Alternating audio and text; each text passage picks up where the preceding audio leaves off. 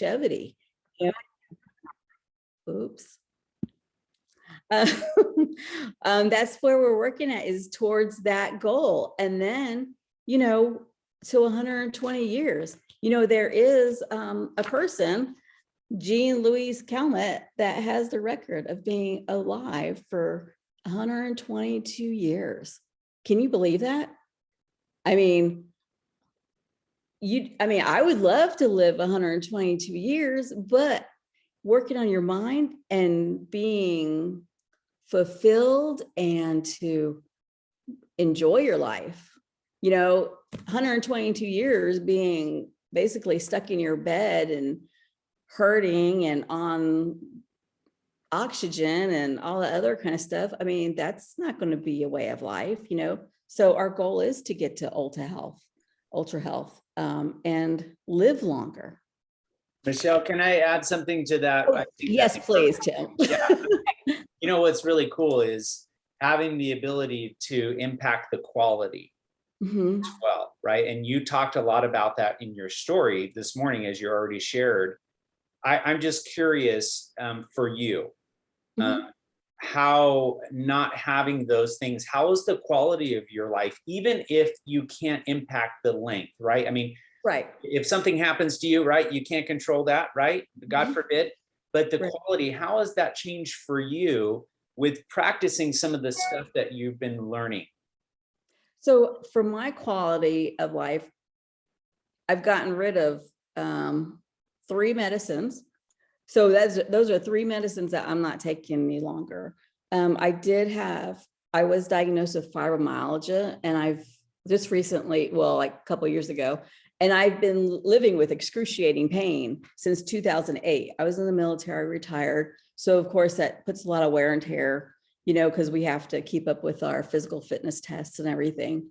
And I am like 95% pain-free, which to me is that, I don't know. I mean, that is so much better than the weight loss for me, because I can walk without feeling my hip is going to come out of joint. My inflammation is, I don't have inflammation. Just recently I went to Hawaii and I climbed, Diamond Head Mountain, and I would have never been able to do that before if I've never, been on program and been able to get in my mind right to better my health. I don't know. It's just been so amazing. And it's just me being able to improve my life, my blood pressure. My doctors were like, oh my gosh, whatever you're doing, keep doing it, because we need to take you off this medicine because you're going to faint. You're going to be dizzy or whatever. And just to improve my diabetes, my mom, she has stage 4 kidney failure. So she, does dialysis 3 days a week. And because diabetes runs in my family, that was one thing that was really, really important to me, to reverse, because it is reversible. If you have type 2, you can definitely reverse it with your diet, your mindset, your movement, everything. You just have to take that step and do it. And I'm so happy that I did, because, I'm hoping that I don't ever see dialysis and I don't ever see kidney failure, as long as I keep this lifestyle up. And my plan is to keep it. My husband's now doing the same thing. He's joined me on my journey, and he has type 2 diabetes also, and high blood pressure and high cholesterol.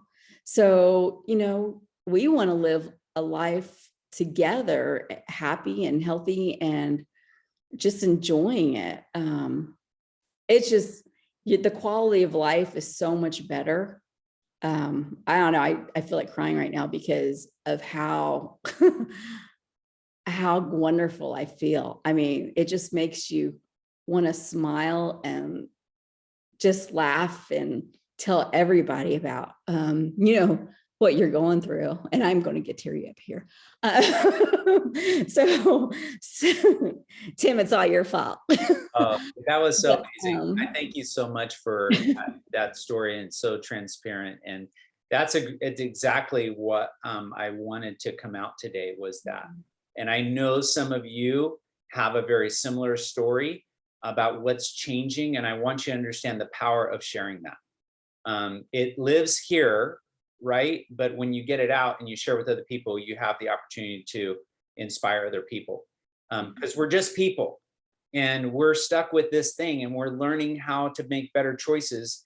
And so a lot of times we just need that affirmed that it is working. And so if you'd like the opportunity to do that, and I know Michelle has some other great content to share with you. And all of this stuff here is great. As you're thinking about, am I going to hit that unmute? Just do it. I'd love for you to have the opportunity to share what's changing in your life, and how even what you've been reading, I would guess you already knew. There's nothing new under the sun. All of this information that Dr. A is saying is reinforcing probably what you already know. And so nothing here is probably challenging whether you believe this or not. But I know that you're like me, which is, we breathe air, right? We have to eat food. And the things that keep us stuck are these things right here. And so I want you to have the opportunity, if you want it, if you need it today, this morning, just to come off mute and kind of share what's been happening in your life.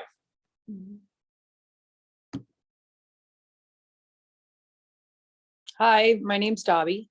Hey, Dobby. And hi, Tim. Thanks for sharing, Michelle. Same with me. I'd go on vacations and get taken away in an ambulance because I'd fall off a bike. My balance was so bad. But, more than that, I mean, it's just the mind shift. Like she was talking about cocaine. Well, cocaine changes the chemical of your brain, the chemical balance in your brain. Well, so does sugar. Sugar changes it just like cocaine. So if you're just feeding your body with sugar and no nutrients, then your thought process isn't going to be on point. Like, for example, my husband Tom's on the program, and he would say, you know what, the clarity I have in the morning when I wake up is just unbelievable. So the clarity of the mind is just, and I'm the same way. I can tell if I have sugar the night before, the next morning, I'm like, what was I thinking? Stinking thinking, baby. Let's go. I love that. Thank you, Dobby. Thank you. And you know what's interesting? I know Dobby's husband. I had the opportunity to coach him. And what's really cool is, there he is. How are you, buddy? Good to see you, Tom. Is this guy is thriving. He's thriving in life. He's like a kid again. I hear all the time. Like, I got to see him roller skating, and all the stuff that's been shared has been so cool. So thank you for sharing, everybody. Michelle, I'm going to turn it back over to you.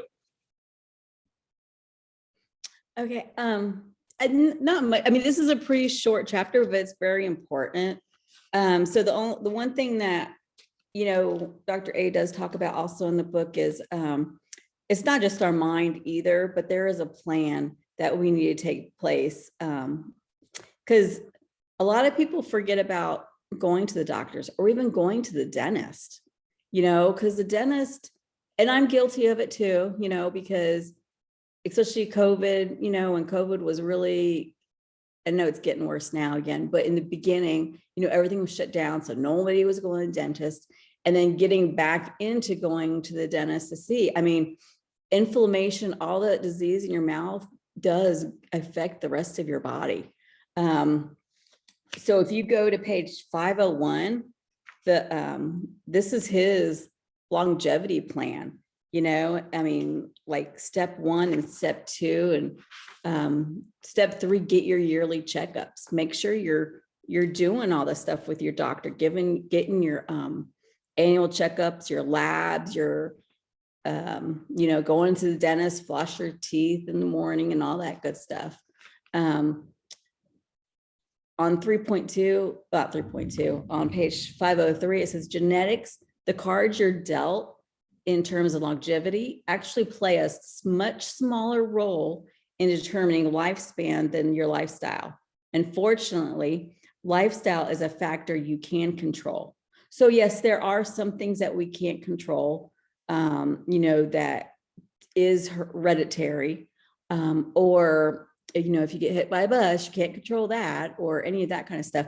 But there's a lot of stuff that is our control. And one part is, the choices that we make, those medical preventive appointments that we make, brushing our teeth, staying at a healthy weight for ourselves, and just putting ourselves in a position that, we can actually enjoy life and not be hurting or be sick or anything like that. If you look at on page 505, there's a lifespan continuum, and it starts from the bottom and goes all the way to ultra health.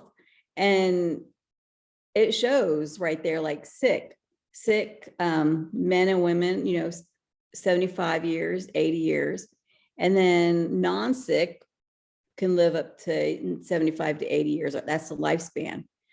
Up to optimal health, where we're all working towards or are in, 95 years for men and 100 years for women. I mean, all that is like, it really speaks volumes. And then just looking at the numbers, staying within the systolic blood pressure lines, the diastolic blood pressure, your body mass index, staying within that realm is basically you putting the cement in your boots to stay healthy and to be there for your family, and extend your life and just thrive. So, I mean, that's really all I really wanted to share, was just like my story. And, I do challenge you to go into element 23, just read over, even if you've already been through element 3, I've 23, I go through mine all the time and just keep on referring back to whatever chapter I'm in, and do the questions, answer those questions, ask yourself, and, get with your coach and talk to them about it.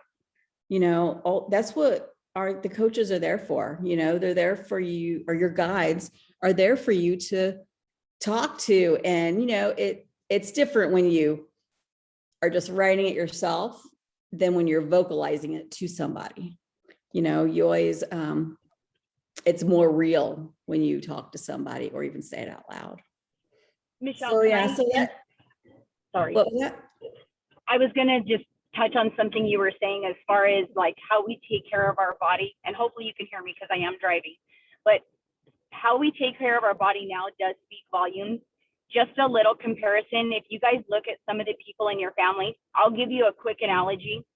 I have my mom who was a smoker, had serious COPD, high blood pressure, high cholesterol, extremely poor diet, never went to the doctor, never went to the dentist, literally dropped dead of a heart attack at 64. We were blindsided. On the other side, I have an aunt who died at 96, wasn't even on high blood pressure, was not on high cholesterol meds. She was literally taking like a multivitamin. She could read without her glasses. She went to the doctors. She went to the dentist. She had portion control. She was happy. She was all those things that we just all desire. The only reason she died at 96 is because she slipped on a stair and her bones did not recover because of age, but it had nothing to do with the lifestyle that she led. So that was just a little bit of a forethought, and we see it was literally a 32-year difference between someone who takes care of their body versus someone who did not. That's all I just wanted to kind of share. Oh, yes. Thank you, Kristen, for sharing that. It goes back, to like the older generations, even before, like even the caveman, because they lived a sustainable life. They ate, what was out there, on the land. And of course they exercised because they walked everywhere. They did the hunting and everything else like that. And that was like the best health, eating fresh, from the land and everything.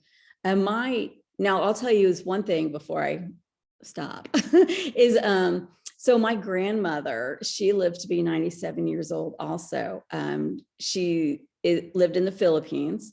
Cause I'm half Filipina, and the only reason why she ended up passing away is because when she had fell, her hip just wasn't able to, recuperate, but she walked to church, 2 days a week. She walked the hills down the street. They only ate fresh foods. They only, drink water. Well, she did have a little rum, but but she was on no medicine, no vitamins, except for what all the nutrients gave her.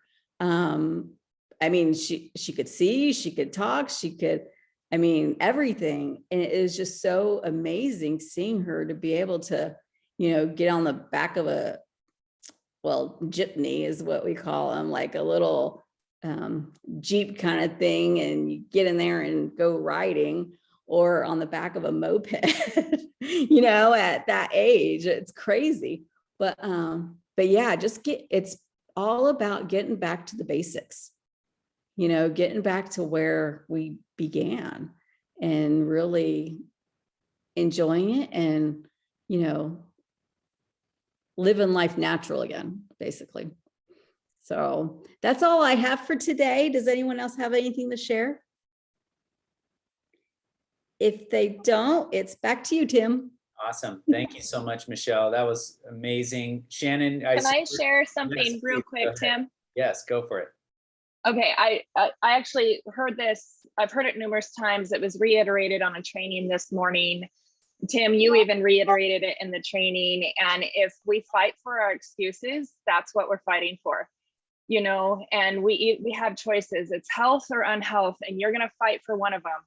And every time we say, I can't because, we're actually fighting for that because, instead of I can because I want to, and then fight for that want to. So just want to leave that out there. So good. Thank you so much, Dawn, for that. Shannon, you came off mute for a minute. Did you want to share something also? Yeah, and actually it really tied to what Dawn just said. I'm just going to throw a few things out there from my experience in the last week. I can't stress enough, guys, stay in your books. This helps. The other thing I'm going to say is revisit your why and revisit your goals frequently. I adjusted all of my goals this week. I had to come to Jesus with my coach and her coaches.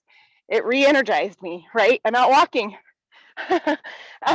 And I've had great success this week. I reset my goals to be things similar to what Michelle mentioned, and thank you for sharing everything this morning, Michelle. I reset my goals to things like I want my visceral fat out of the excessive range. Guess what? I hit that today. I was so excited to text my coach this morning. I want my BMI below obese. And guys, I didn't put a time frame on it. They're my goals. No matter how long it takes me, I'm focused on those goals. And one other thing I want to say is that positive mindset. This is another super critical nugget.